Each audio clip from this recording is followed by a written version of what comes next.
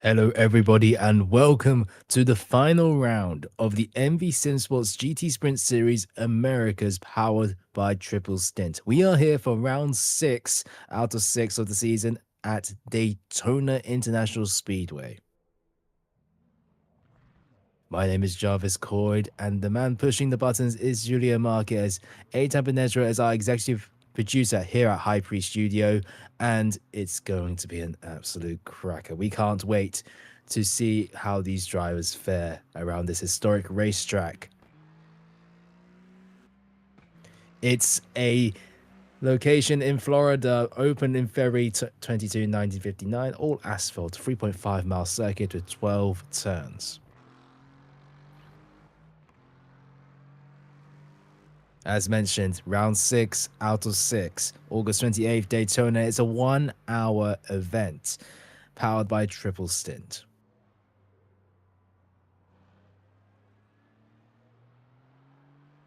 MV Simsports, mvsimsports.com. Go there. Join the Discord if you haven't already. Make sure to have a look out for potential future championships after this one wraps up. Instagram, X, Facebook, the handle is at MV Simsports. Make sure to follow and like the posts to help support the league and make it grow.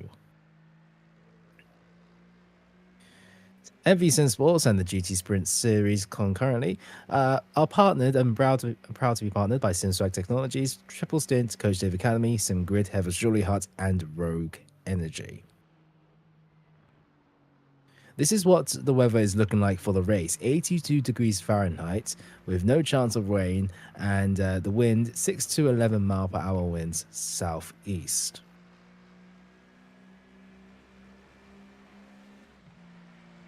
And these are the conditions for qualifying.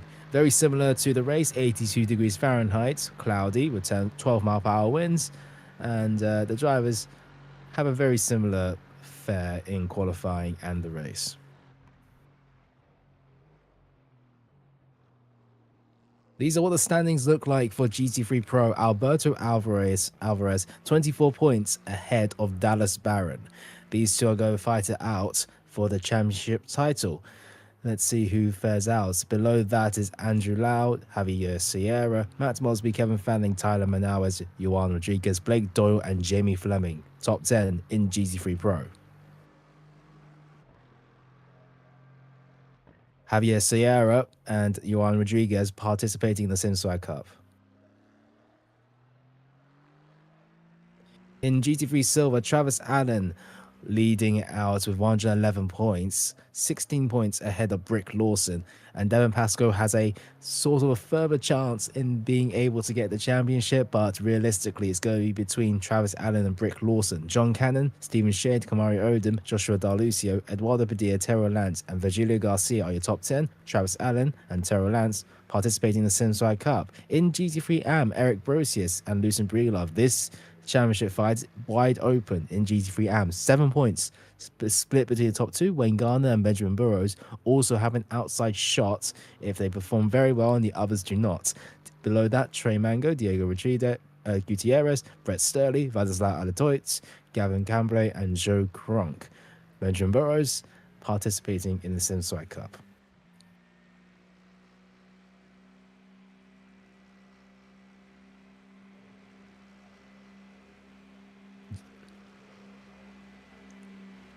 Drivers right now are in the middle of qualifying. We've just crossed now about 7 minutes of this qualifying elapsing,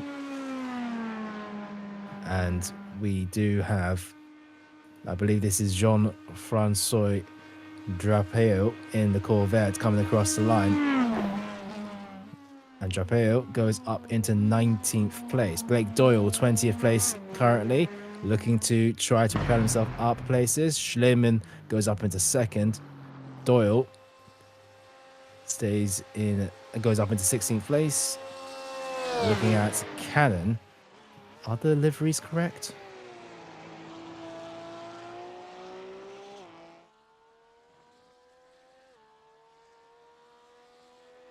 Control R.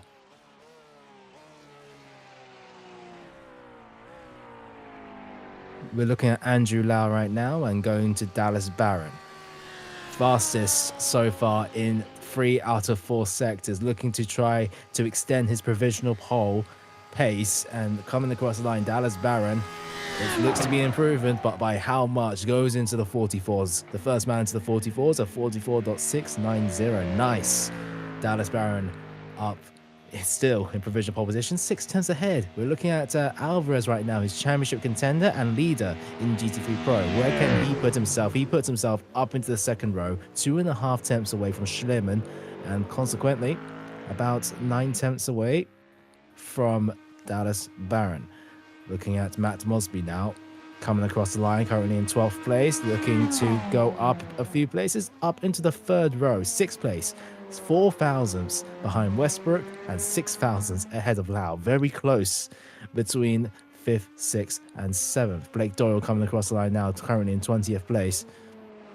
Giancarlo Schleman in 2nd, also looking to try to go up a couple of places. Cannon looking to improve. Blake Doyle goes up into 12th, 5 thousandths behind his teammate Prater. Cannon across the line, and it will be up into 10th overall. Then we're looking at Stephen Shade, 23rd. Benjamin Burrows stays in 25th. Yang gets ahead of Alvarez and goes up into 3rd instead of Alvarez. Pascoe up into 13th. Lau and Allen both cross the line at the same time. It's single qualifying, but Lau ahead of Westbrook and Allen just ahead of Fanning, Mosby, and this is so tight margins here. Dallas Barron looking, but it's not improving in this flying lap. Does get a purple last sector, however. Now we're looking at Eric Brosius coming across the line. So does Westbrook. Terra Lance 17th comes across the line, stays in 17th. Joshua D'Lucio. We're looking at Matt Mosby as well. Matt Mosby currently in 7th place, currently 1 tenth away from Westbrook.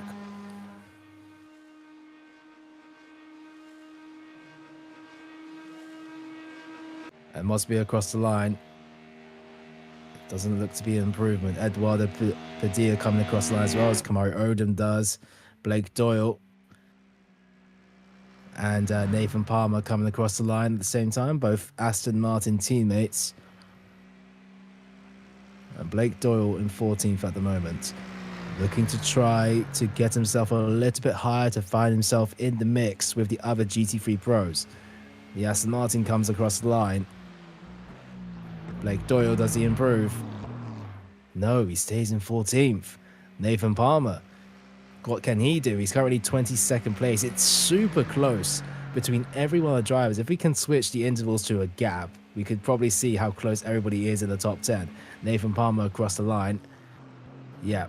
So between, let's ignore Dallas Barron with his ungodly pace, with 44.6. Below second, it's practically 5 tenths splitting 2nd to 10th. And well, yeah, it's super close. From 2nd to 20th, only split by 1.3 seconds. It's unbelievable how close everyone is around Daytona at the moment. Joshua D'Lucio in 21st, looking to go up a couple of places in the Red Bull liveried Mustang. D'Lucio stays in 21st. Drapel not looking like he's going to improve on this lap. Kamari Odom likely doing the same as well. Drapel not improving. Kamari Odom.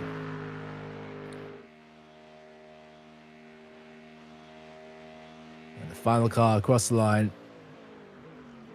And not improving as well. So it's a crazy grid that we have. It's a lot of cars as well. I wonder, how many cars do we have here? 27 cars.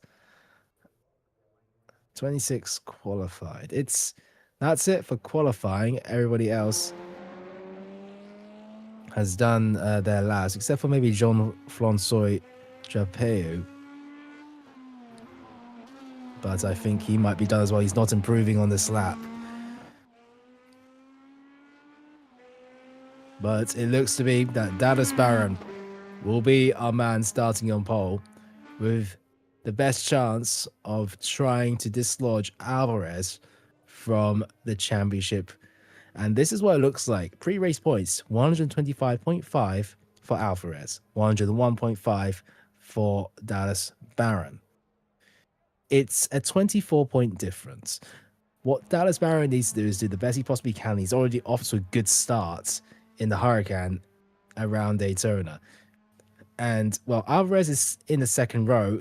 Just by being in the second row, finishing in the top 5, it should be enough to clinch the championship, no matter what Dallas Barron does in the front. Meanwhile, in GT3 Silver, it's a bit closer here between Allen and Lawson. Lawson, though, starts in last place overall. 26 is where he starts. And that's quite unfortunate for him because Travis Allen is starting on pole position. So Travis Allen with a whole lot of a chance to beat out Lawson here. Devin Pascoe, third place. He's with an outside shot. He's going to have to hope that both Travis Allen and Brick Lawson have major issues coming into the race and also during the race. And this is what it looks like in GT3 AM. Eric Brosius, Lucien Breedlove. Those are your two main contenders in GT3 AM, and it's split by just 6.5 points. Actually, I lied. Yep, no, I'm right. It's 6.5 points. It's practically wide open, but Breedlove just beating ahead of Brosius by 17 thousandths of a second in GT3 AM in qualifying, but the race is a whole different matter. 1 hour. And Eric Brosius just needs to stay behind Lucien Breedlove in second place. A win, even better. Gardner and Burrows with an outside shot, but it's going to be extremely tough. Both Brosius and Breedlove need to retire.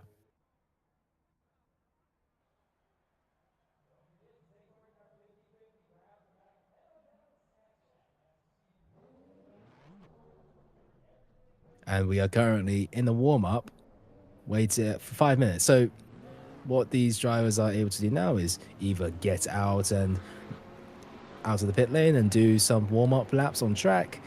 But these are our qualifying results after the session. Dallas Barron with a 5 to 10th gap between himself and Giancarlo Schneemann. Quite a gap, if you have to say this. It's ginormous. Joseph Yang in third place, Alberto Alvarez, Andrew Lau, William Westbrook takes GT3 Silver pole, Matt Mosby 7th, Travis Allen in 8th. Is William Westbrook AM or Silver or Pro? Because Travis, it will say William Westbrook. AM.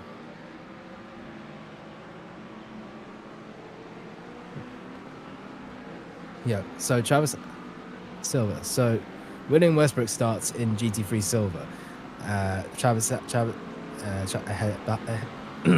of Travis Allen, Kevin Fanning, and Tanner Prater 9th and 10th.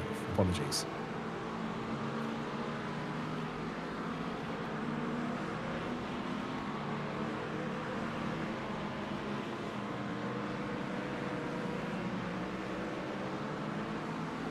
Below the top 10, we have John Cannon, Javi Sierra, Devin Pascoe, Blake Doyle, Kamari Odom, Eduardo Padilla, Terra Land, Zachary Manuel. Lucien Breedlove starts on pole position in GT3 AM. Eric Brosius in second in GT3 AM, 19th and 20th, respectively, overall. Below that, 21st, we have got Joshua D'Arlucio. Nathan Palmer starts 22nd. Stephen Shade, Jean-François Japeo, Benjamin Burrows. Brick Lawson starts in 26th.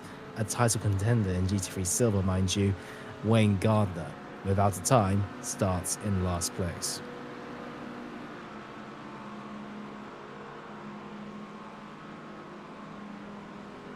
And our drivers out and doing a couple of laps, quite a few of them in fact, as we're halfway through this warm-up. The warm-up allows you to either take a break, do whatever you need, do some setup tweaks, or get out there and do some laps as we're heading towards a sunset race. And these are the prizes if you do get first, second, for trophies for first, second, and third in Pro, Silver, Am. And also, if you're to partake in the SimSwag Cup, which is a paid entry, you can get prizes for first, second, and third, respectively.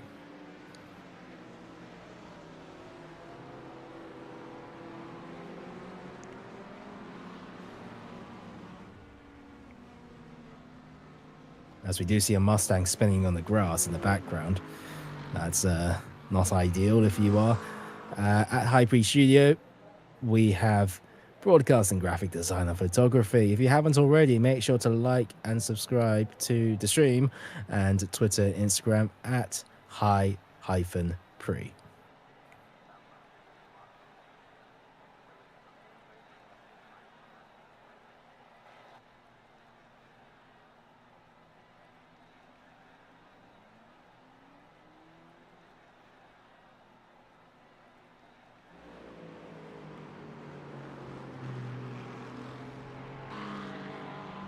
You can see the consecutive cars making their way through the chicane. The last of them in the line is Dallas Barron, our pole position sitter. And, well, a 5/10 gap around Daytona is nothing to scoff at between pole and second. Schleman will be looking to fight with the cars ahead. And, well, Alvarez has a job to do in order to keep himself within, within Dallas Barron's grasp, in order to not lose his championship. With that happening, that's a Mustang going deep into the chicane.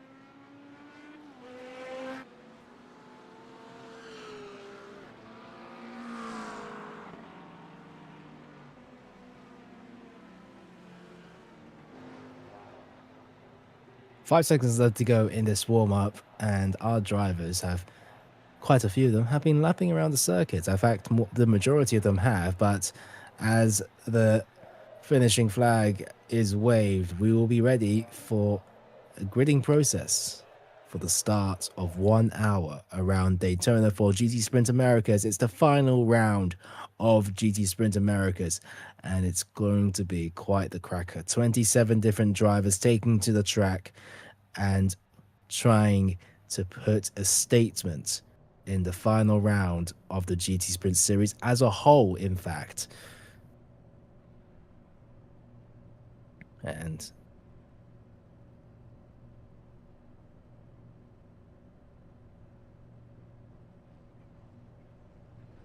Dallas Barron will lead the line ahead of the Porsche of Schleman, and then two Mustangs of Yang and Alvarez right behind here. It's going to be a hectic turn one. The top seven filled with GT3 pros. Travis Allen getting into the mix in 8th place, but pole position in GT3 Silver. He's in the best position possible to take this championship. And below that, Fanning Prater in the top 10, Cannon 11, Sierra, Pasco, Doyle, as we do see Eduardo Padilla. There's the webcam. He's driving the Aston Martin GT3 car, currently in 16th overall, but as the lights begin to arrive for the start of this race, and the safe pace car is starting to get away, Barron and Schleman take off. It's a short formation lap starting just before the bus stop chicane, or the Le Mans chicane, if you dare call it that. And, well, look at those GT3s making their way past. Quite the variety we have here today. 27 cars, 27 drivers, all fighting it out here for 1 hour around Daytona International Speedway. The sun is beginning to set. This race will finish at midnight.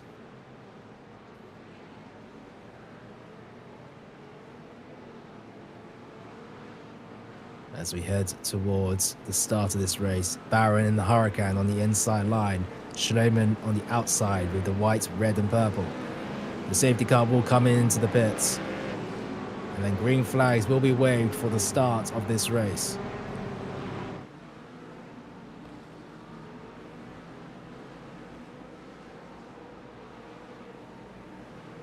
The green flags go now, and Dallas Baron gets a good start ahead of Schleven. We'll have it covered on the inside line, side by side between Alvarez and Yang heading into turn 1.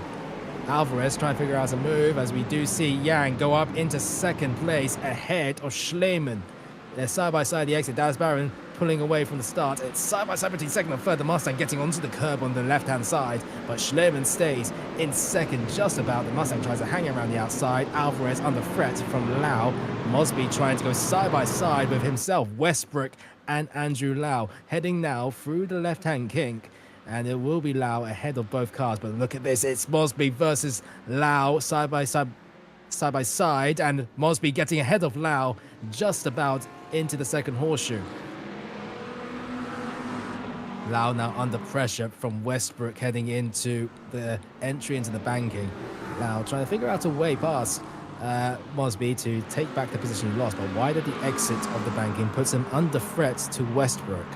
Dallas Baron running away with it though, at 1.2 seconds now ahead of Schleman, as Schleman is under threat from the Mustang of Yang.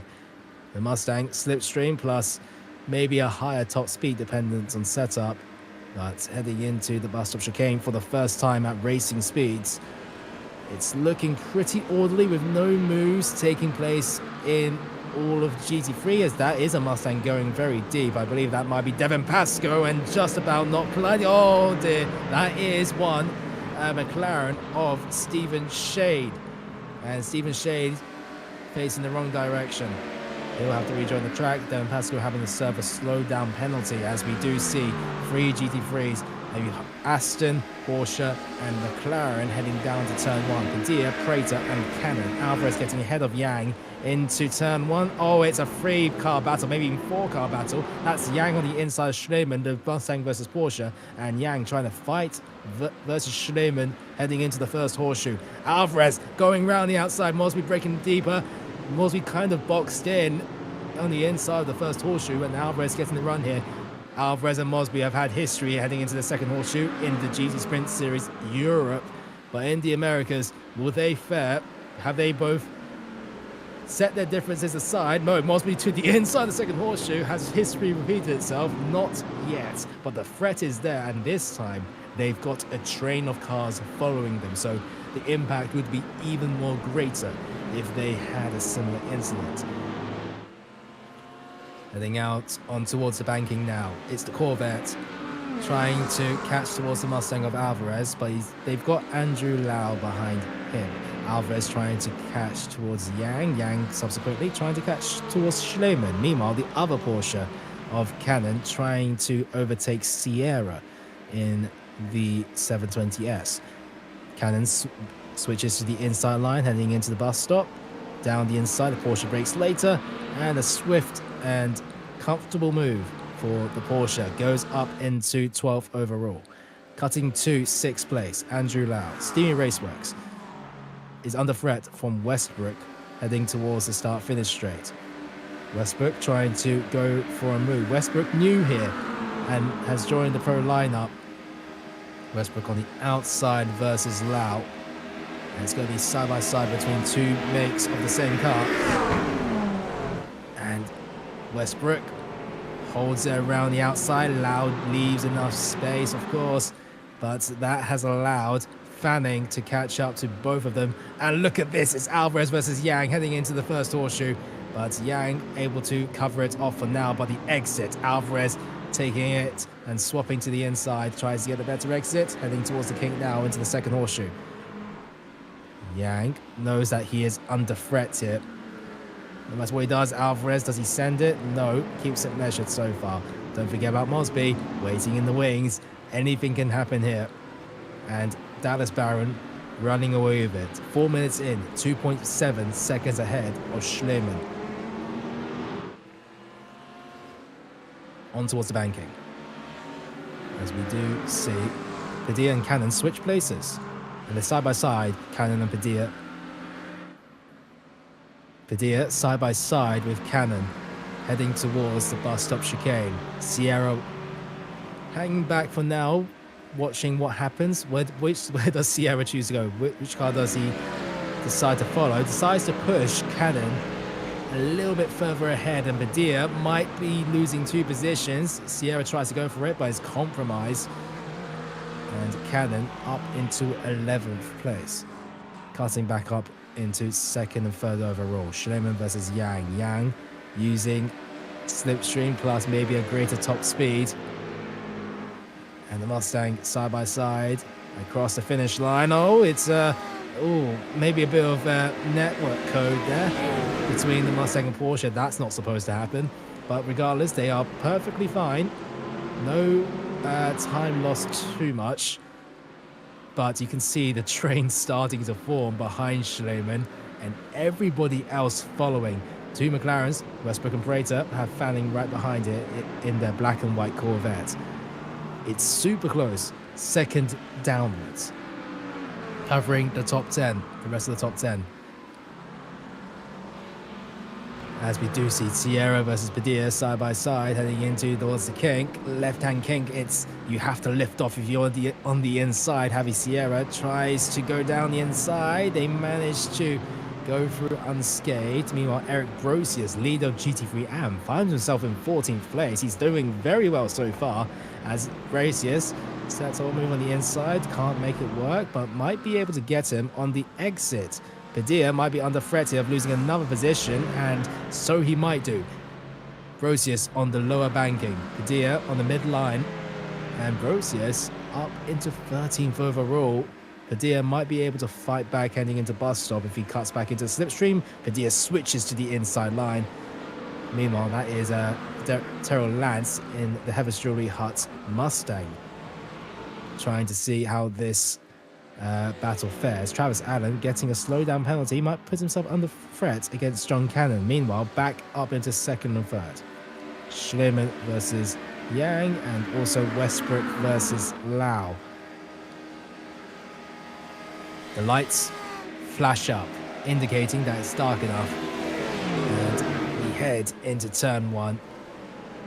It is, as it was, meanwhile, it's Westbrook versus Lau. Westbrook on the inside, Lau on the outside, and Westbrook might be able to gain a place ahead of Lau. Side by side, still enough respect to leave each other room. Westbrook on the outside, Lau on the inside. It's still side by side the exit of the horseshoe. A bit of slight contact, but nothing major at all. And Andrew Lau keeps his place, albeit with a time loss compared to Mosby. Into the 2nd horseshoe. Does anybody go for it? No. No, not yet. You can tell that it's coming at some point in this race.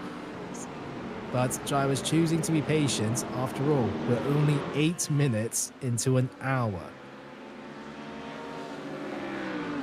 Right. 3.5 turns between Mosby and Alvarez. These two have had history. To say, I think I've said that already twice. But yeah, in GT Sprint Series Europe, they had 2 collisions, 2 incidents with one another. So, but they're taking it measured, knowing that it's a long, long race. Those 2 incidents, of course, had a net negative impact on both of their races last time out in GT Sprint Series Europe.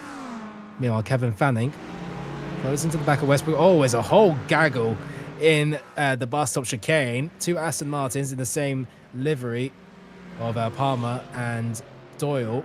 Doyle has a meatball flag and sparks being flown up by Doyle. Side by side between Fanning and Westbrook. You don't really know Westbrook. Westbrook on the outside. No, Westbrook on the inside. Fanning on the outside. Westbrook defending, keeps his place. But Doyle comes into the pits to repair his car. Meatball flag. I do wonder what exactly happened at the bus stop chicane. One mistake from any of the cars there, as we do see Kamari Odom versus Palmer side by side heading through turns 2 and 3. It's just about keeping it on the road. Palmer still ahead of Kamari Odom. Kamari Odom understeer galore heading through the first horseshoe, manages to keep it it ahead of Brosius. Brosius is having a time of his life at the moment, but he does see Lucien Breedlove in his wing mirrors just about for the fight of the championship. Meanwhile, towards the top of the pack again, Alvarez. In the position that he's currently in, Alvarez still takes the championship. He knows that he doesn't have to win. Meanwhile, Lance versus Padilla heading through the banking. Padilla on the high line, Terrell Lance on the low line as they head in towards the bus stop chicane. Side by side between two front engine V8s, but who's the more powerful? Side by side into the chicane. None are relenting, but it will be the Aston Martin that does get and stay ahead of Terrell Lance. Meanwhile, Westbrook trying to close to Lau. Fanning also trying to close up as they head into turn one. Once again, Westbrook has been in a close. Oh, wow. Okay, we've got another battle. It's Yang versus Alvarez, and Mosby might be able to come on the comeback here through turn 2 and turn 3. And Mosby might lose out to here to Andrew Lau as well. Lau on the outside. Mosby still trying to defend this. And, well, it's still not enough for Andrew Lau to get ahead. It's a close fight between basically 4th downwards. It's absolutely unbelievable here. But as mentioned, Alvarez in his current position would still be able to clinch the championship. Dallas Barron is doing everything he can, unless there's a wheelbase disconnection. Sorry. Yeah, he's had both. Yes, he's had 2 incidents, and well, if he didn't have those wheelbase disconnections or whatever happens, he would be leading the championship with relative comfortability, ease maybe. But you can see there's snake being formed at the back of Schlemmer. Schlemmer is actually pulling away by 0.7 of a second now. And because Alvarez has been involving himself with battles with Yang, Yang is dropping back. And subsequently, as we do see Eric Brosius on the inside of Kamari Odom. Kamari Odom under pressure from Darlucia. Padilla and Lance swap places. Oh no! Oh no! Oh dear! That's Terrell Lance and Nathan Palmer at the exit of the bus stop chicane. And well, Nathan Palmer has to tow back into the pits. Meanwhile, Travis Allen versus Cannon. That's the farther lead. Travis Allen and Cannon side by side for GT3 Silver. Travis Allen still ahead of Cannon. Kamari Odom versus Darlucio. Darlucio on the outside, Odom on the inside. Odom still ahead of Darlucio for now, as they are fighting it out with Eric Brosius. The Mustangs having their own horse-to-horse fight. That's Kamari Odom going down the inside of Eric Brosius, and Darlucio going side by side with Brosius as they head in towards the kink. Brosius getting it slightly, is that what it is? Okay, yeah, slightly ahead of Darlucio. Right. Lance, Breedlove, both in the pits. Breedlove having to do something different in order to try to get ahead of Brosius for the championship fight in GT3 AM. Heading into the chicane. This is from Terrell Lance outboard camera. What's happened here? Has all made contact with the wall, and has anybody collected him? Yeah. Palmer collected the Mustang, and the Mustang probably on the exit line just about. I want to go on board with Padilla. Not Padilla, Palmer, to see what exactly happened. So Palmer towed back into the pits, as we mentioned, but heading through the chicane. That's where Terrell Lance is in the Mustang. Oh, Palmer had his own incident himself, so he didn't have enough time, probably caught off guard by seeing the Mustang in the wall. And Palmer didn't have the luxury of being able to turn the car. Meanwhile, Westbrook, Fanning, and Andrew Lau fighting out. That is Nathan Palmer coming out of the pits as the fight continues on in GT3 Pro.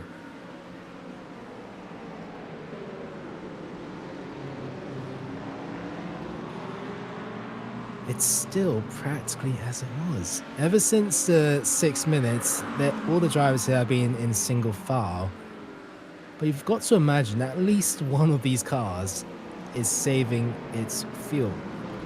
The overcut does work here around Daytona, and if you do save fuel while in the train, you can either pit at the same time but put less fuel, or extend it and have a lighter car. Let's see what the strategy is. You normally put a pit halfway through this race. Alvarez 1.5 tenths behind Yang. Yang not being able to get close enough to Schleman. Alvarez pushing to the back, and Alvarez trying to go down the inside of the chicane.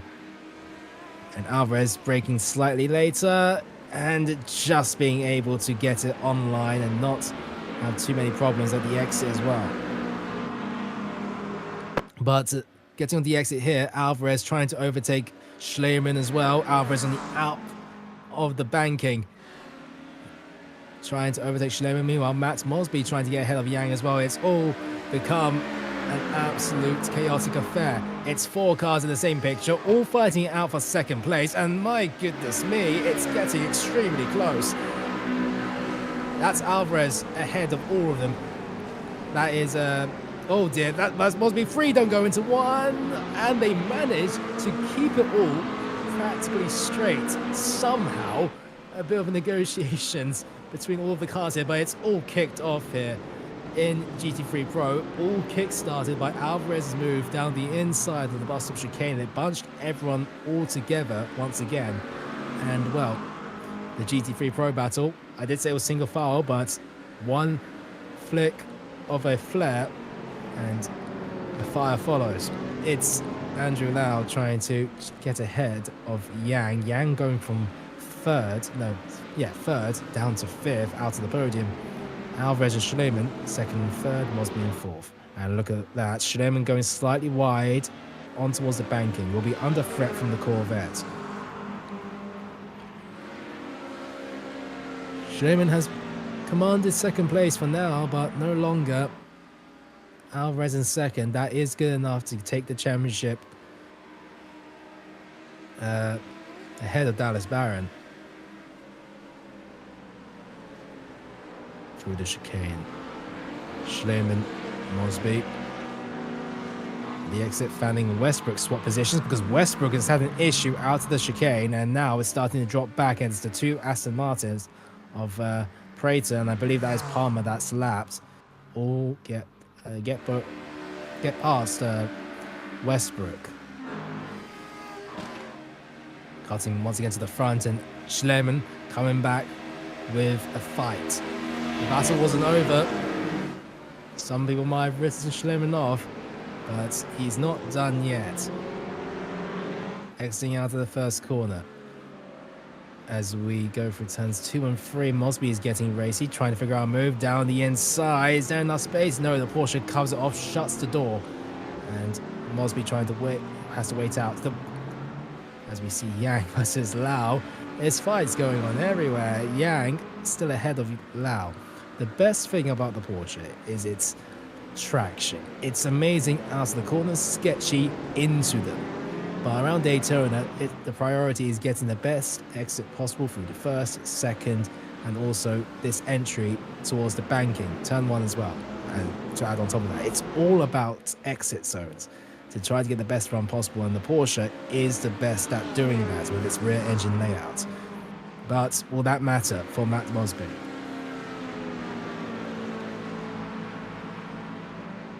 Through the banking and trying to close up here. Fanning also getting close to Lau towards the bus stop chicane as well. Fanning choosing to wait behind Lau. Schleman going through here. And what can Schleman do at the back of Alvarez?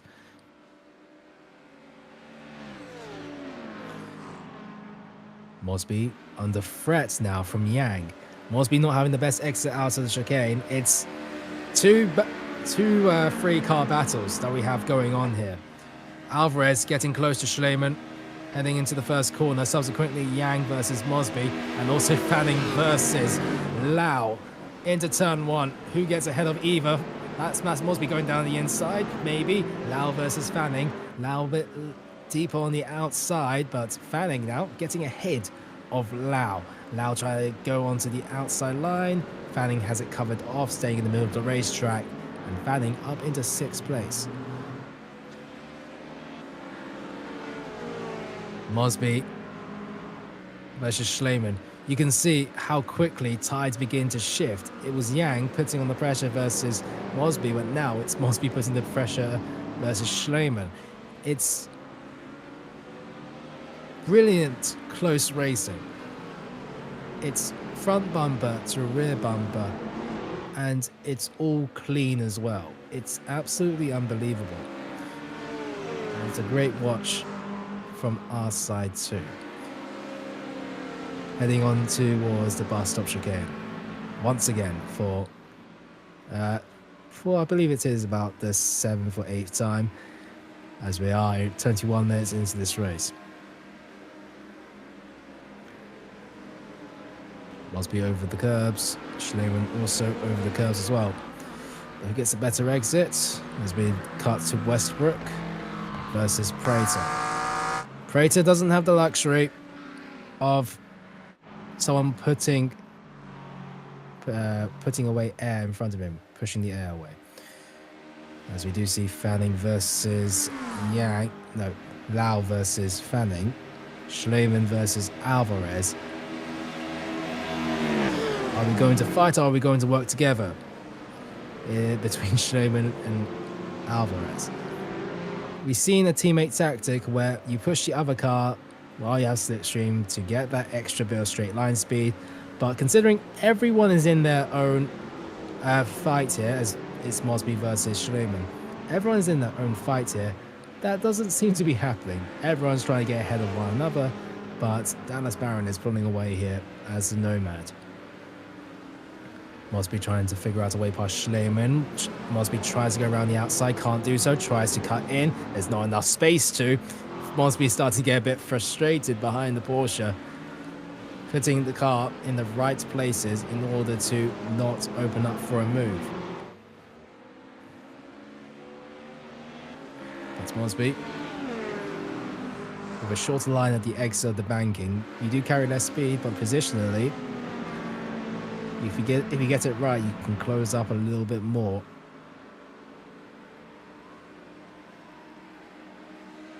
Into the chicane. The exit is paramount for a move into turn 1. So set up perfectly, you're right on the money. And everyone getting out of the bus stop. Who's close enough? They're starting to be further spread out from one another. Maybe no moves on this lap unless someone's feeling a little bit risky. Joseph Yang, the Canadian, in the Mustang, trying to figure out a move. Prater trying to catch towards Westbrook into turn 1.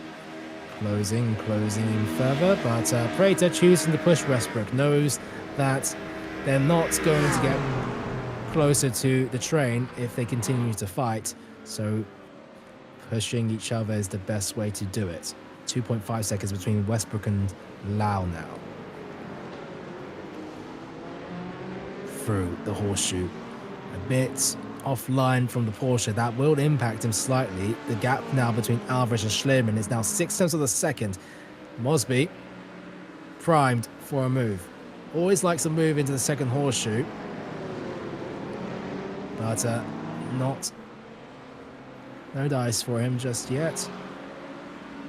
These are what the live points look like at the moment. As it stands, with Alvarez finishing in second and Dallas Barron winning, it will be that Alvarez taking the points, as we are almost side by side between Mosby and Schleman.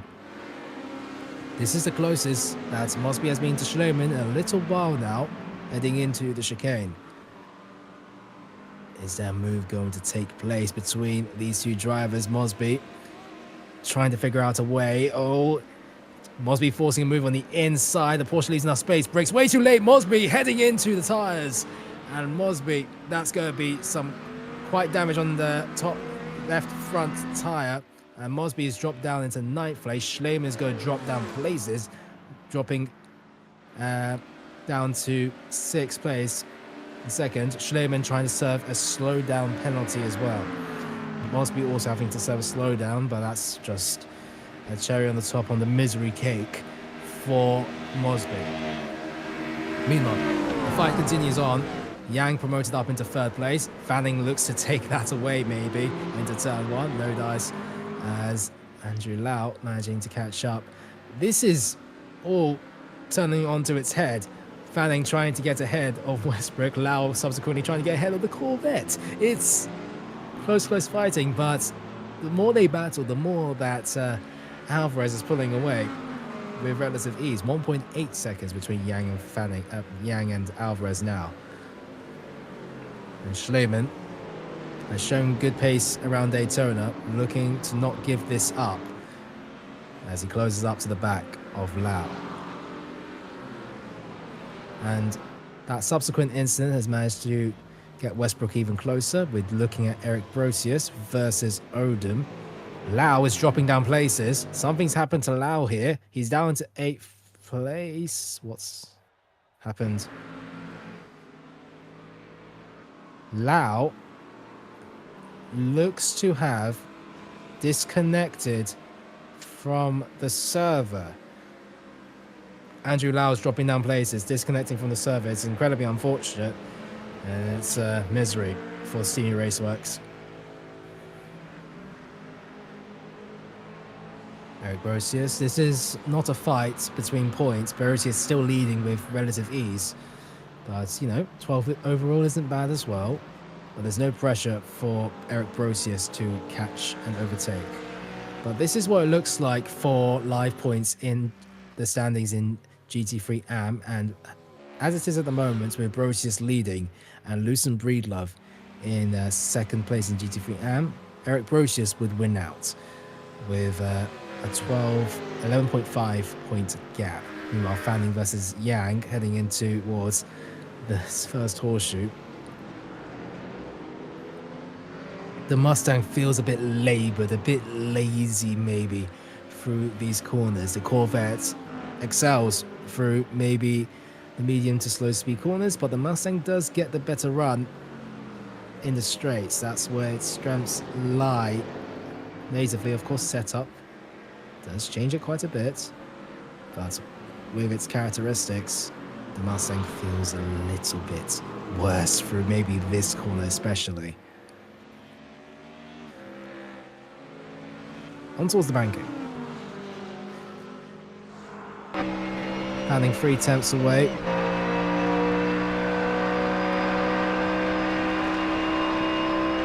And starting to close up. He no longer has Alvarez to punch the air ahead of him.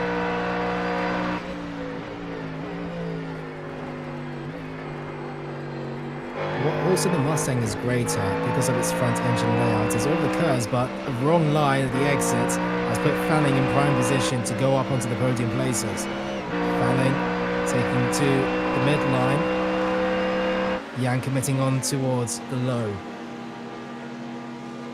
Bit of movement between the Corvette and Mustang as a bit of a disconnection problem, as we do see Yang come into the pits for the first time and the only time. One mandatory stop for all the drivers that they need to complete. And Yang deciding to come into the pits, Cannon also coming into the pits, Allen also coming into the pits. So 28.5 minutes in, we're seeing some drivers make some strategic stops. An undercut is good, especially if you're in traffic, and that is what Yang is deciding to do. I don't want to fight. I want to be in clean and pump out some good average lap times with a very good average overall over a stint. It's going to be a game of, do they try to cover the undercut? Will anybody try to overcut instead? As Padilla now leads in GT3 Silver. Big disconnect at chat I see at the YouTube live stream. Big disconnect for a bunch of us, according to Andrew Lau, and it was quite severe. We do see Eduardo Padilla with the webcam as he leads out this race on the road ahead of Kamari Odom, but as mentioned, both Travis Allen and Cannon came into the pits in first and second respectively. Barron leading this race 7.8 seconds ahead of Alvarez. And we haven't seen much of Dallas Barron in this race. The Australian is leading pretty comfortably, 50%. The only Hurricane, and I mean, he's been doing extremely well with that car, barring any disconnects, of course. Schleiman at the back of Fanning for the podium. Schleiman qualified second, stayed in second for 15 to 20 minutes, lost it after a fight with himself and Matt Mosby. Speaking of Mosby, he's out in 13th place, still running here, despite a fair bit of damage on that car.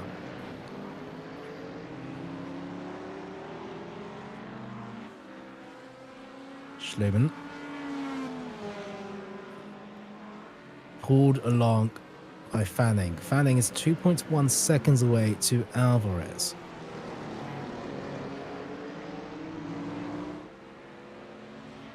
So what can we expect? Nobody has come into the pits on this lap. As, well, Yang comes out in actually pretty much in clean air. Yang in 12th place is 14 seconds behind Devon Pascoe. So a whole lot of clean air to work with. You can see on the track map the number 12 heading through the exit of the first horseshoe. This is a prime time if there is a fight for Yang to catch up. Schleiman and Fanning heading out on towards the back stretch, jumping over the curbs. And the Porsche trying to hog as much slipstream as possible. You can see the Corvette sparking as they go across the banking. Padilla's got a slowdown penalty, but look at that, a run for the Porsche, pushing along the Corvette. Working together, it looks like. And it looks to be that they're working together to try to catch up to Alvarez, who is currently 2 seconds ahead. So that's the game that they're playing now, as Padilla comes into the pits.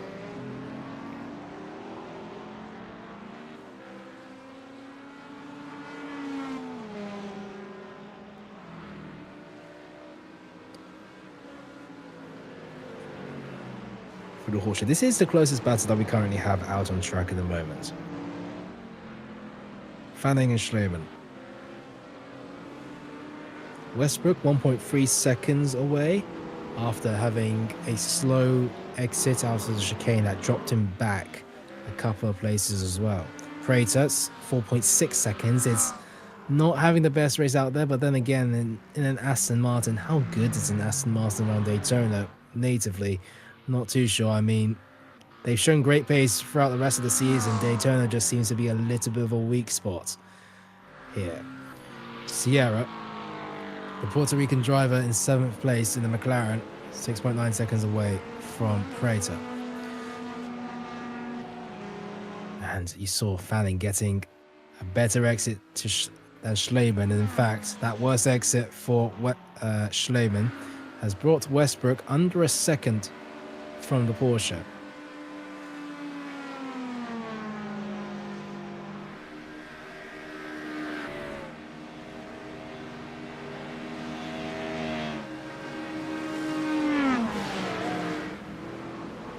Heading into turn 1 between these drivers, we cut to Kamari Odom, who now leads in this race in the Simsports Technologies car, on the road at the very least. And, well, it's been a good race for Kamari Odom. He can finish probably, most likely, in the top 5 in this race, which would be a great result for Kamari Odom as well. Eric Brosius leading in GT3 AM, although not out of place at all. I mean, Eric Brosius says now in 9th place overall, and keeping up with the rest, like behind and also ahead. Brosius leading the line GT3 AM, taking this very seriously, and in prime time to win in GT3 AM unless I've cursed it. Alvarez, second place, 7.7 away from Dallas Barron. That gap not growing bigger, not shrinking. It's staying with about 7.5 to 8 seconds range. So Alvarez, even while in this position, would take the championship.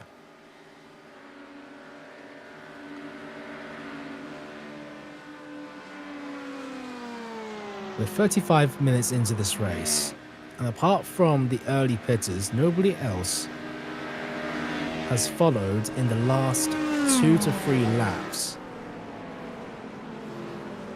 Drivers came into the pits in the 28th minute, some at the 30th. Meanwhile, that's Alvarez lapping a car, or lapping one McLaren. I wonder who that is. I believe that might be Gardner in the McLaren in 19th place, getting lapped.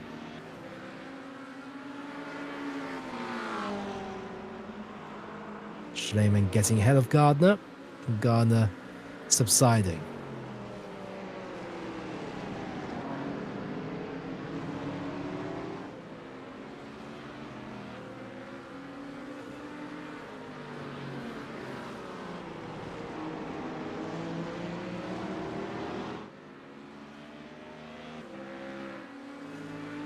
It's also a case of how many drivers have lifted and coasted ever since the start of this race to try to go for the overcut. And an overcut generally means that later in the stint you have a lighter car, which matters more than you think in terms of average pace. But everyone continuing on without a fight ever since before the early pitters. Dallas Barron pulling 8.4 seconds now between himself and Alvarez. Has had some unlucky moments in the past. A Fanatec disconnection at round 2 or heat 2 at Detroit, and exactly the same wheelbase disconnection at Sebring. But Alvarez, Fanning, Schleman, Westbrook all coming into the pits at the same time, and well, Fanning and Schleman going side by side at the entry of the pit lane. Now, how much margin do you put in the fuel? Some will put lower to just get ahead of track position. Javi Sierra continues on and is now second on the road. Odom and Brosius come into the pits as well, so does Prater. I wonder what the pit battle is going to look like.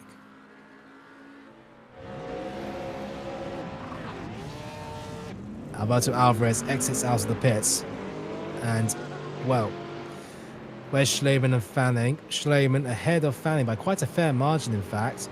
Fanning under pressure from Westbrook.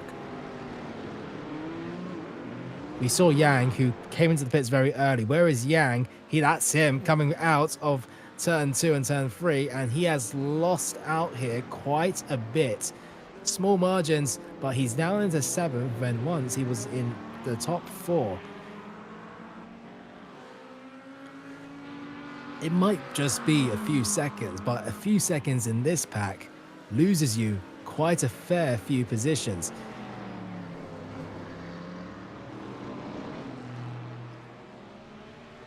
Oh, Schleman versus Alvarez.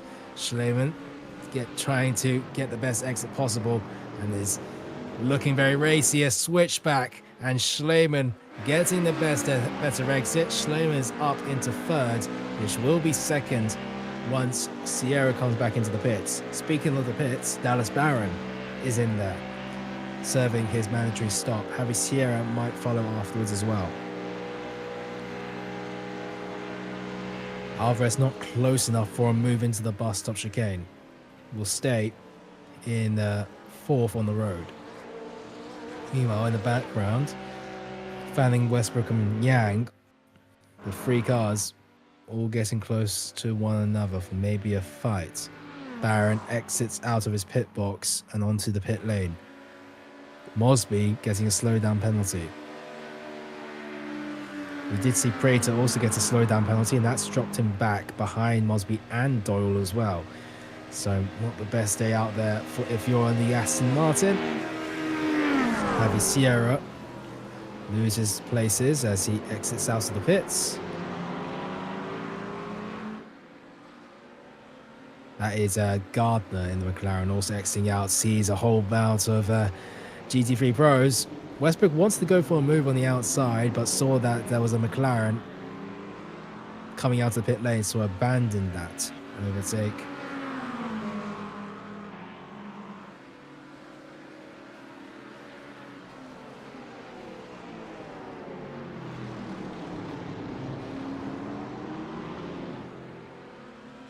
And then getting close to Alvarez. Alvarez might lose the podium here if he's not careful.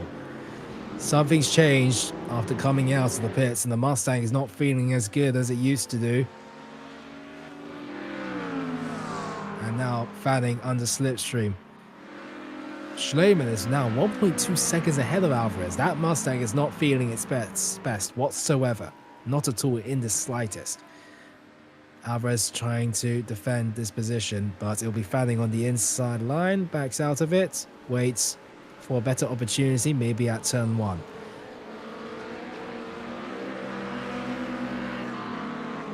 Out of the chicane, Westbrook is getting racy too. Westbrook even closer to Fanning than Fanning is to Alvarez. Who bites the dust? Who will go for it?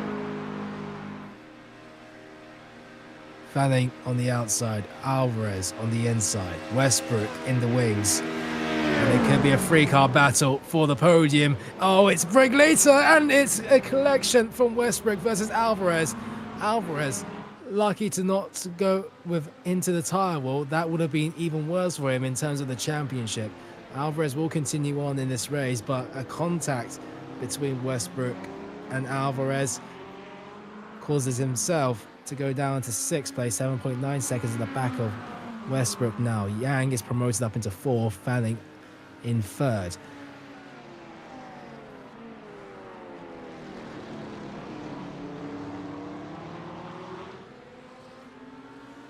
And now Fanning just needs to work out 2.3 seconds to catch up to Schleiman.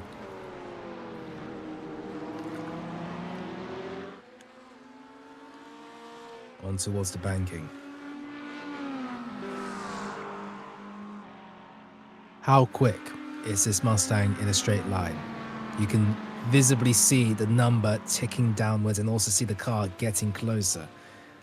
Yang, despite losing the positions in the pits with an early undercut, has found himself fighting for the podium once again with the help of some external incidents, but you know, luck of the draw. Westbrook behind, also waiting for the move. This is very similar positions with a Ford Mustang in the middle and the Corvette in front and the McLaren behind, heading towards turn 1, but everyone a little bit more further away than the previous lap. But Yang, you can tell with the momentum, looking to go for the move into turn 1.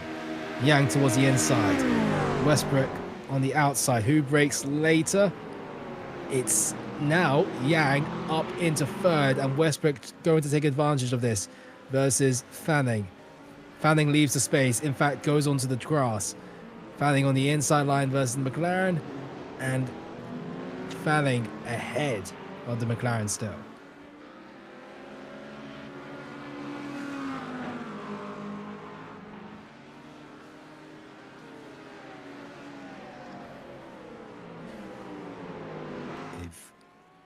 Dallas Barron 10.4 seconds ahead of Schleiman, but these are what the live points look like at the moment.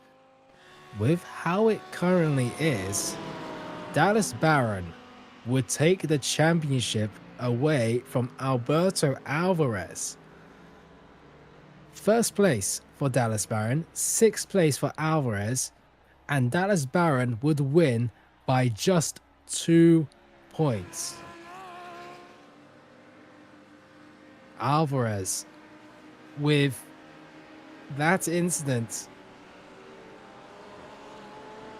he's got 7.3 seconds to catch up with 15.5 minutes left to go. That is 5 tenths per lap. He's going to have to hope for a miracle for someone in the top 5 to make a mistake or to have an incident to get himself to have enough points in order to secure this championship title.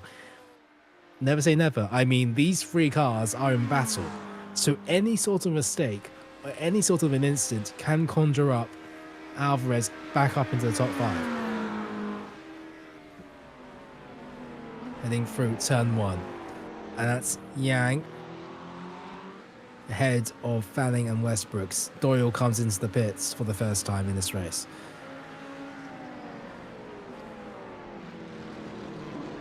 And this is what the fastest laps look like at the moment. It's Schleman actually who takes the fastest lap.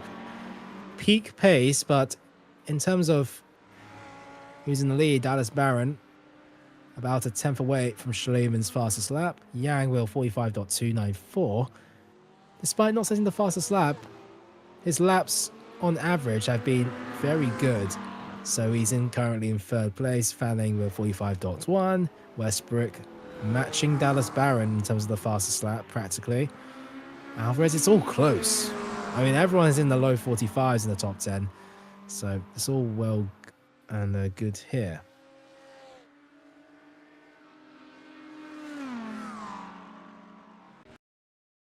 And this is what happened heading into turn 1. Alvarez in the pink and blue and American colors as well. Fanning on the outside. This is on board with Joseph Yang.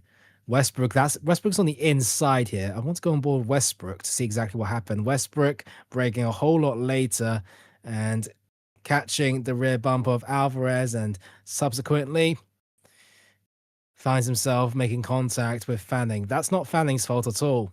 It's between Alvarez and Westbrook. This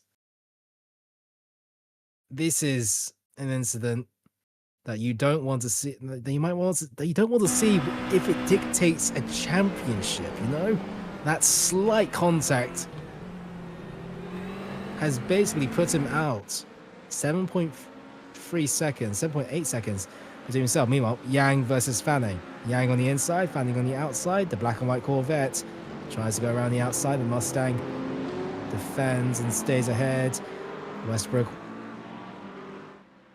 behind the Corvette. Schleman starting to pull away from these 3 cars, but you can't blame them for the attack and defense that they're currently doing, because this is for 3rd place in GT3 Pro and overall. There's only 12.5 minutes left to go, so every corner matters. Every bit of time matters as we head on towards the banking. The final round of the GT Sprint Americas. And it's been an absolute cracker with tons of battles in GT3 Pro. This is what the standings look like in GT3 Silver. At this point, it's looking very likely that Travis Allen will win, as he is currently 2nd place in GT3 Silver.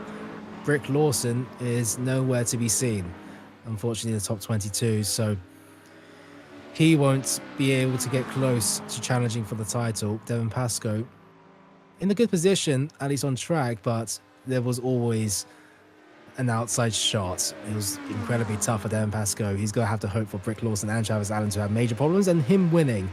So that's what it looks like at the moment. Heading into turn 1. And as it was.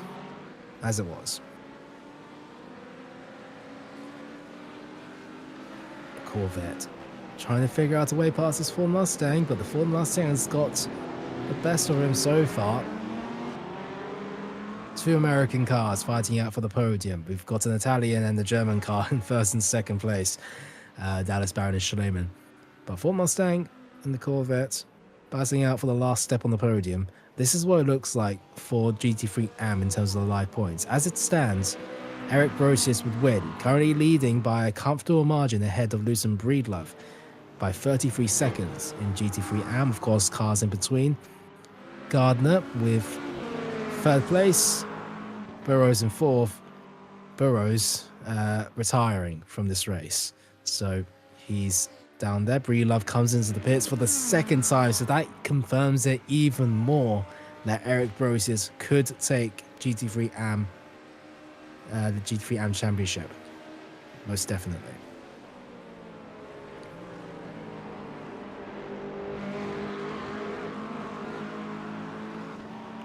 There's not much that Alvarez can do.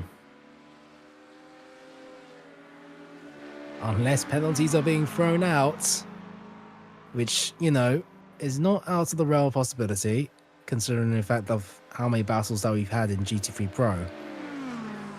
But they've got to be... Alvarez has got to be within 5 seconds at the very least in order to have that possibility even happen. Meanwhile, Fanning versus Yang heading into turn 1, side by side, just about leaving enough space. Yang versus Fanning. Yang breaking a whole lot later. And, well, Fanning, Yang side by side. Will Yang defend this on the inside? Yes, but the Corvette breaks even later. They're still side by side heading into through the first horseshoe. And at the exit as well. Oh, the Mustang shuts the door against the Corvette. Heading through the left-hand kink. Just almost flat out if you take the racing line. A small lift if you're slightly compromised. And once again, Fanning has to wait for another opportunity. Fanning starting to get a little bit frustrated seeing the red, white and blue of the Mustang ahead.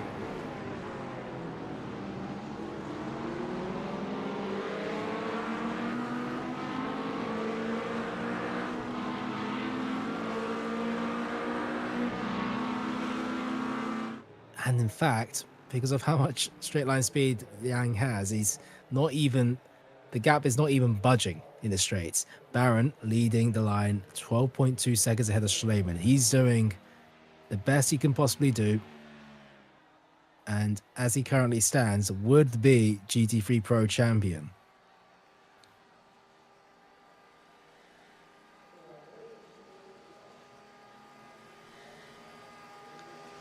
In the Italian colored Huracan, the season hasn't been the most fortunate, definitely, due to external circumstances with his wheelbase. But when he has had less reliability problems than a McLaren in 2005, he's been utterly dominant. It's been a good run here for Dallas Barron, as we do see Prater dropping down places. Something's happened to Prater. Prater, yeah, I think he might have had a disconnect as well. So Prater, we've had a few disconnects in this.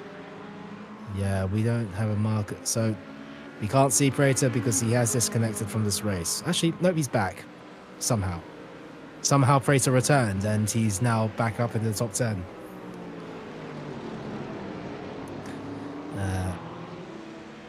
Fanning. Still. The back of me. This is. I feel like I'm talking like a dead horse here. I'm repeating. No, not talking like a dead horse. I'm repeating the same phrases every single time because, well, he is getting close here on the low line. Slipstream, just enough to creep closer and closer. The gap going to under a tenth of a second, and he switches to the inside line, goes back into the slipstream. It's been a great defense from Yang ever since he overtook these cars. But how long can he stay like this? 6 minutes and a half left to go. Plus 1 lap, of course. If they do make it there. So Fanning getting closer. And we'll be looking for a move around the outside of turn 1. Mustang defending, and it does so successfully. Yang has a wider exit, but it's nothing major, still is ahead. Heading into the first horseshoe, the Corvette tries to go down the inside, not enough of a late break. Xing out now. The Corvette on the outside still being able to just creep further and further ahead, but the Mustang has the measure. As they head into the second horseshoe, the Corvette forces the move down the inside, and Yang is caught slightly off guard and a bit of contact as well, causing him to almost go off track, but they've still got it on the black stuff, mind you. But with Yang now, behind Fanning, but for how long? We know how good this particular Mustang of Yang is in a straight line. Slipstream through the banking for the billionth time in a row. Obviously, it's Daytona. But the Mustang getting close to the Corvette. And you can see the run that he has heading into the chicane, but chooses to wait. Knows that there is a better opportunity. There always is a better opportunity. Instead of here, a little bit further ahead. Turn 1 awaits you. The Mustang getting to a high line. Blue flag's being raised. Knows and doesn't want to interfere with this podium battle. And look at this, the run on the Mustang, pushing, fanning along. Heading into turn 1. What does Yang choose to do? Does he choose to wait or does he go for it? Yang, on the wide line, tries to maybe follow him into turn 1. And tries to go on the inside. Tries to go side by side through turns 2 and 3. No. In fact, he might be under pressure here from Westbrook.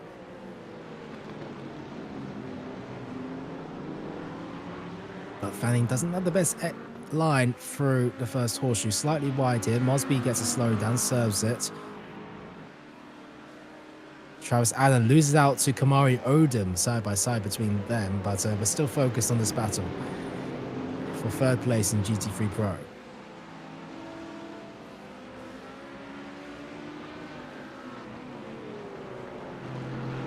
On towards the banking.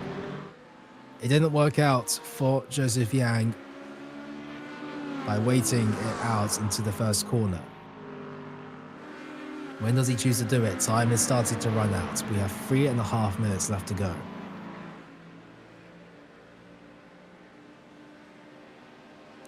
Closing the gap to 1/10 of a second. But the Mustang choosing to lift before braking. The Delta growing ever so bigger. Westbrook having a wrong line completely through the chicane and has dropped back quite immensely to Yang. It's now 0.8 of a second between himself and the car in front. The Corvette scraping across the banking and the Mustang getting ever so closer. Decides to continue to push along the Corvette.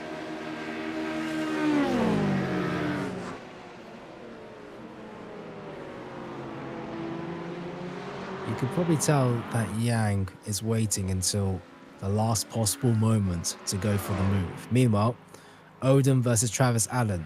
No matter where Travis Allen finishes, he will be GT3 Silver Champion.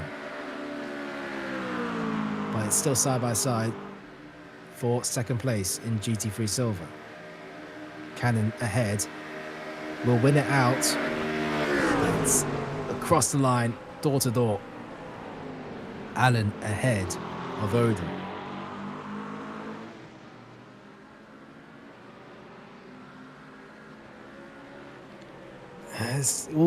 Onto the middle of the racetrack for Travis Allen as Garner gets in the way, gets out of the way, I mean.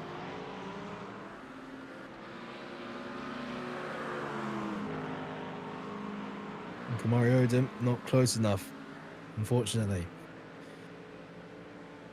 Passing back to the podium fight. Heading into the bus stop. Measured. But the exit's most important here.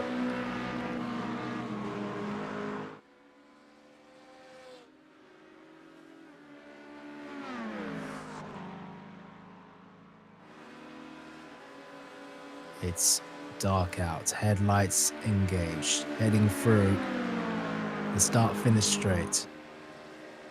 Into turn 1 once again, the push from Yang.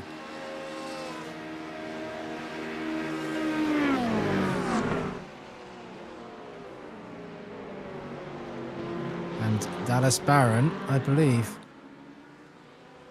does he have enough to start another lap? I believe that this is the final lap of this race, if I'm not mistaken. Yeah, it will be close between when the clock runs to 0 and where Dallas Barron is. 30 seconds left to go on the clock.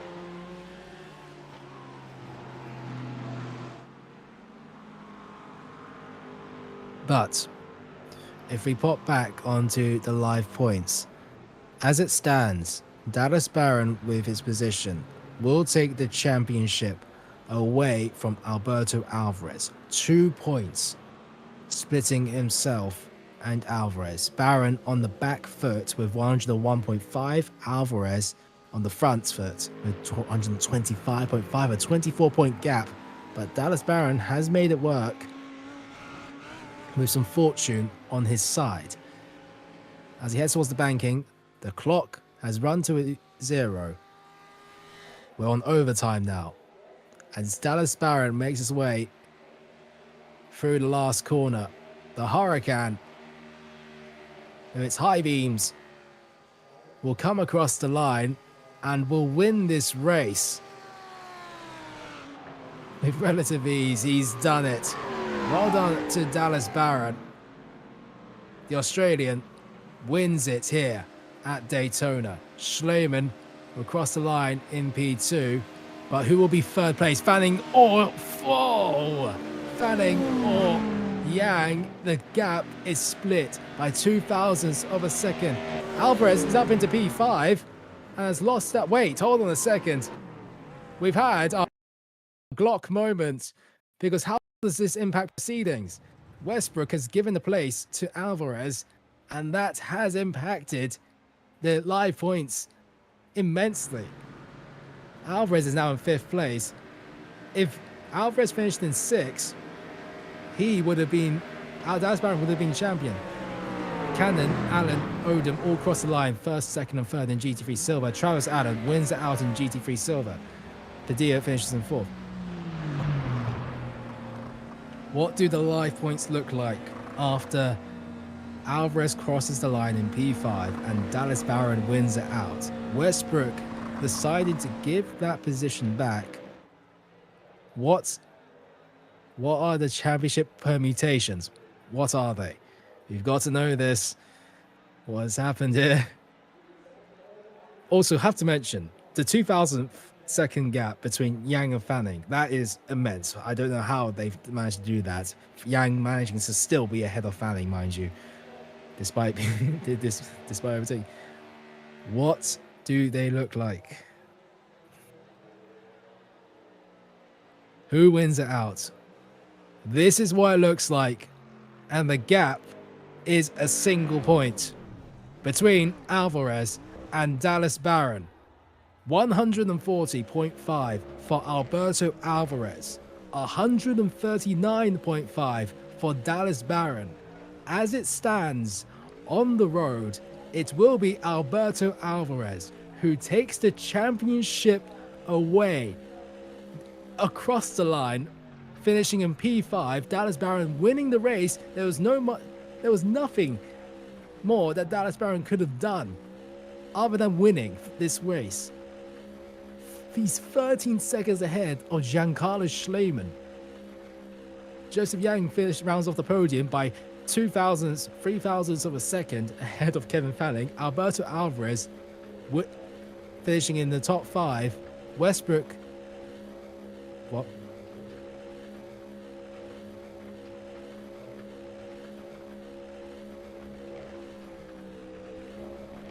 I've been told that if Dallas Barron got the fastest lap, that means that it would be a tie, but he hasn't. Westbrook has got the fastest lap. So, it's Alberto Alvarez, our GT3 Pro champion in GT Sprint Americas. Absolutely unbelievable. We've had insane race, and it's all decided at the final straightaway. Yes, Dallas Barron ahead of Giancarlo Schleiman, Joseph Yang, Kevin Fanning, Alberto Alvarez, William Westbrook, Javi Sierra, Matt Mosby, Tanner Prater, and John Cannon rounds of the top 10, and also winning in GT3 Silver.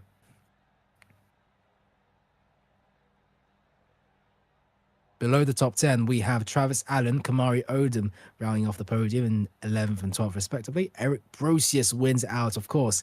He wins in GT3 AM, the champion in GT3 AM. Eduardo Padilla, 14th. Dan Pascoe, Blake Doyle, Terrell Lance, Lucien Breedlove, Wayne Gardner, Joshua D'Arlucio in 20th. And then Stephen Shea, Zachary Manuel, Andrew Lau, Brick Lawson, Nathan Palmer, Benjamin Burrows, and Jean-Francois Drapeo. They all didn't finish the race from Stephen Shea downwards.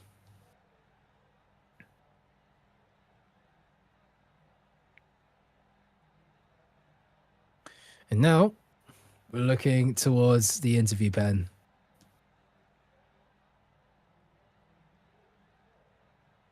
And, well, let's see if we can get a couple of champions here.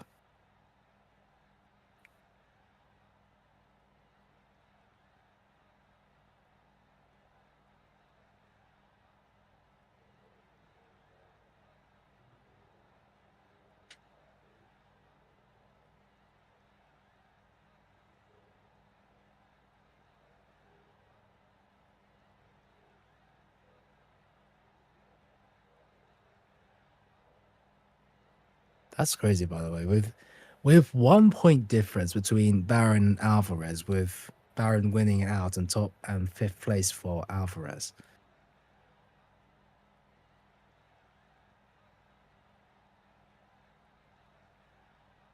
We're looking to see if we can get any interviews here with Alberto Alves, Travis Allen, and Eric Brosius.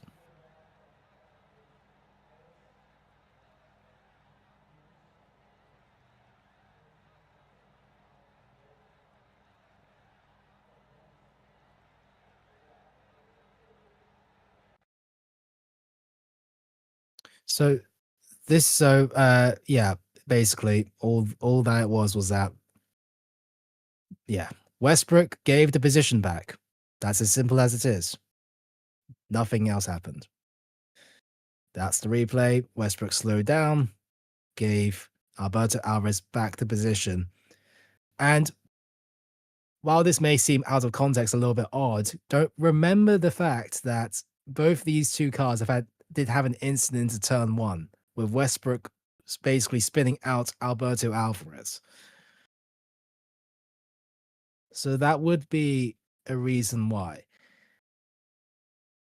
But the championship decided by 100 meters to the line is quite unbelievable. And the fact that the gap is 1 point between the two cars, and this is what happened, as mentioned, the incident. So that's Alvarez on the inside line, Fanning on the outside. That's Westbrook in the wings behind these two drivers.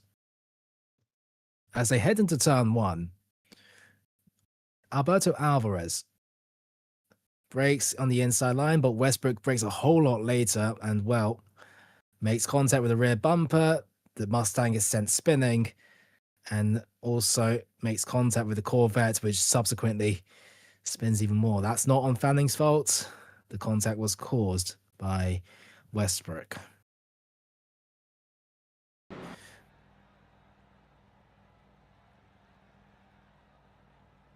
All right. Travis Allen, welcome to the interview pen. In GT3 Silver, of course, our champion in GT3 Silver. That sounds good to you, doesn't it?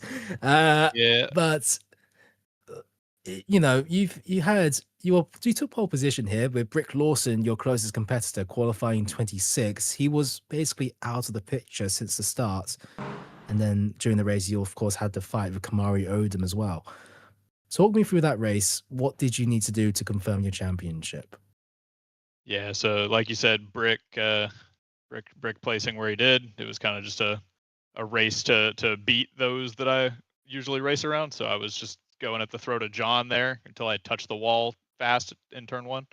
And you know, I was hoping to have enough pace to keep him off me, but him and that Porsche around here was quick. So you know, as far as the race results go, you know, I was trying to put a defense class on for him and Kamari. Pretty much played the same playbook with both of them, but I wasn't too worried about championship. I kind of went into this when I saw Brick as far down as he was. I knew it was mine, so I was just here to try and win it for the race. Indeed. I mean, you are the champion, so we do have to talk about your season, of course. What was the main? What would you put it down to to winning this championship in GT3 Silver, what would you put the one attribute to? I think just crowd management on track. Being able to be comfortable with cars on your front bumper, rear bumper, and both doors at the same time, and not fake out, because I know a lot of people have issues with when it gets into a crowd. They start to drive a little bit more skittish, which just loses time. And I think I have all plans of jumping up to pro next season, and I think that's the biggest differentiator between the pro drivers and the silver drivers is, or just on average, right? Like that's what makes a pro driver to me, is that ability to be on pace and comfortable fighting the entire race. And so I really focus on those when I drive in the league and elsewhere. Those are kind of the big things I focus on getting better at. And of course, is there anybody that you would like to say to the virtual grandstands here at HyPrix Studios, to MV Simsports and its partners, and of course your team, Steamy Raceworks, and anybody else on your side? Is there anybody that you would like to give a shout out to? Yeah, I mean the whole Envy team. Albie's in here. We got Devin, John, the rest of them. Like I said, the rest of the Steamy Raceworks team. I know they all had rocky races, but we love to see them there anyway, rocking the colors. And yeah, just looking forward to keeping it going. Thank you very much. Travis Allen, our GT Sprint Series America's silver champion. Thank you very much for joining in the interview, Ben, and congratulations, of course. Next, Alberto Alvarez is here in the interview pen with a fifth place finish, taking the championship away from Dallas Baron by one singular point, 140.5 compared to 139.5. Right.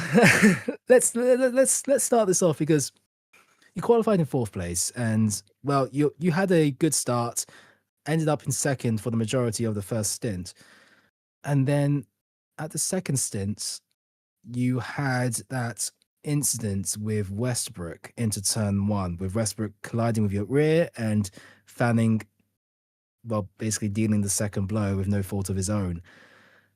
Talk me through that, and also, did you know the permutations coming into this race? Hey guys, what a way to win a championship. Yeah, I mean, uh, first of all, I coming into the race, I thought it was gonna be easy-ish, like P5. Usually, like I'm on pace to finish well ahead of there. So I was like, well, it's basically in the bag. Then practice came, and I saw the lap times of the other, and I was like, well, every fast guy decided to show up the last race. I need to work for it. Then I made a mistake in quali and lost the lap that would have put me in the on the front row. Then I mean trying to get past the other Mustang, and the Porsche was took a long time with Mosby behind trying to pass me. It wasn't relaxing, let's Absolutely say. not. And then I managed to get to P2, and then I could do my pace. I felt pretty comfortable. Then at the pit stop, I didn't know if to take tires or not. I chose to to do it, and I knew it was gonna be hard on the out lap and the first few laps, and I got past once, and then I was trying to defend the other position because I just needed one more lap, and the tire would been great. And yeah, that incident happened, and I can tell I wasn't happy. um, yeah, picked up some wheel damage. Then I was like, well, for one position, I'm gonna lose. Like for this, I'm gonna lose the championship. But I guess tip of the hat to him for giving me back the position at the end. Not the way I wanted to win the championship. I like being in P2 and like uh, let's say deserve it. And then I mean Dallas Yeah, did a amazing championship. He was the fastest ever race, and he deserved it, to be honest. Um, I said I was gonna do a shout out to Fanatec for making making me win this championship, because without that, it wouldn't have happened. But Hmm. yeah, it was a fun championship for sure. It was nice to be back. It had been a few months since I had raced, so I didn't know what to expect. I definitely didn't expect to win the first two races and win another one later on at Detroit, and to be competitive at all. So pretty happy about it. Indeed. And I mean, you are the champion, even by one singular point. As mentioned, it's, I mean, when you did have that collision and you ended up in sixth place, 7.5 seconds away from fifth, did your heart sink at least a little bit knowing that, oh goodness, I might lose this championship right here, right now?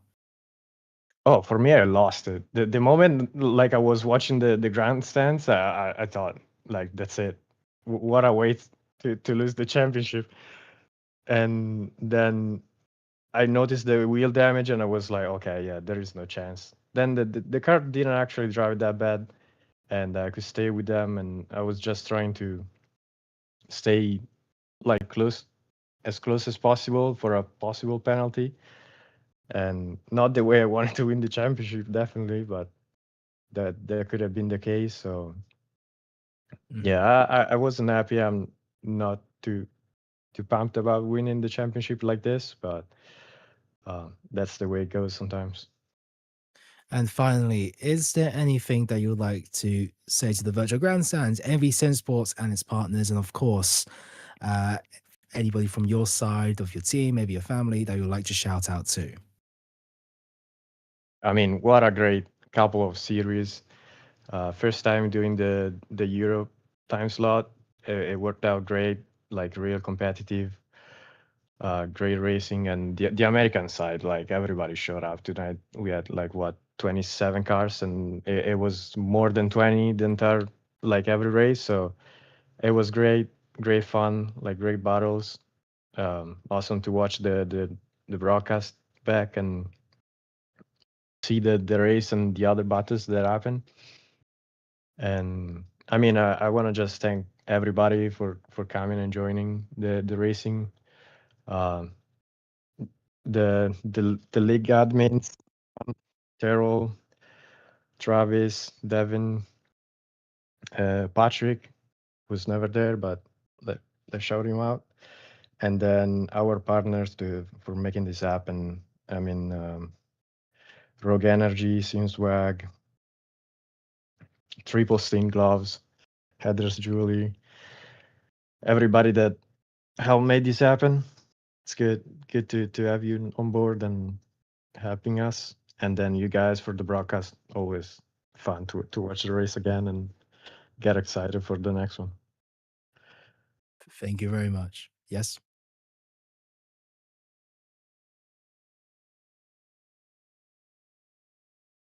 Are you done with the Mustang, Albert? Are you done? Oh, for sure. The donuts weren't because I won the championship, whereas because I was happy I never had to drive this car again. All right, so we won't see Alberto Alvarez running this Mustang for at least 1 year, maybe. I don't even know, maybe. We'll see what happens in the future. But yeah, Alberto Alvarez, thank you for coming to the interview pen. Well done. GT3, GT Sprint Series America's Pro Champion. Congratulations. Thank you, And guys. hopefully, of course, we'll see you later in other series in MV Sim Sports. And we do have John Cannon, winner in today's race in GT3 Silver. Welcome to the interview pen. And well, I mean, what a great series, am I right? Oh, for sure. It's the battles have been just absolutely mind blowing. Whether it be pro, silver. I mean, silver. I'm just because I'm in the silver class. I'm gonna be a little bit biased here, but I'm pretty sure that the silver class battles were by far the best out of pretty much all the entire racing that has been happening thus far. But of course, got to shout out the AM guys. They've been actually doing pretty good too. So battles all over everywhere. So if you're thinking about getting into any kind of league racing or you're just sick and tired of public lobbies, come race with us. You can see, that you're going to be competitive here, and you're going to have a lot of fun. I know, because I know I did. Yeah. And you did mention about a future series in the Europe segment, but for those who didn't watch the Europe stream, is there anything you would like to repeat here in the America stream, of course? Of course. So, if like Jarvis said, if you guys didn't watch the Euro series, you should absolutely go check that out, because that was an amazing race too. But in any case, so I have planned we're going to be doing another series. It's going to be starting here in about a month and a half. I'm not going to give out any details per se, but it's going to be for sure the Euro series again. We're going to do another American time slot, and then looking at possibly doing some endurance racing, one-off events. But overall, it's going to be grouped up in an entire series, which leads to our bigger and better and more awesomer event, which is, I don't think is a word, but in any case, towards the end of the year. So that's going to be a lot of fun. And I'm hoping that people actually figure out what track they want, because whatever track we're going to pick, it's going to be really, really freaking amazing. So, and of course, we're going to have a lot of, good events next year, into 2027. So, like I said earlier, if you want to race and you're looking for somewhere to come race, here it is. So get over here and race. mvsimsports.com and also SimGrid. If you just type in MV Simsports on the search bar, that's where you can find the league. And is there anything? I mean, John Cannon, you also won from your side. I mean, do you want to talk about your race? If you have Yeah. time to. So, I got to give a shout out to Travis. He was pushing hard that very first stint, and then when I'm almost 100% sure he got a slowdown, because I watched him go across the track. I was like, he's got to have a slowdown. There's no way, Yes. because I did that.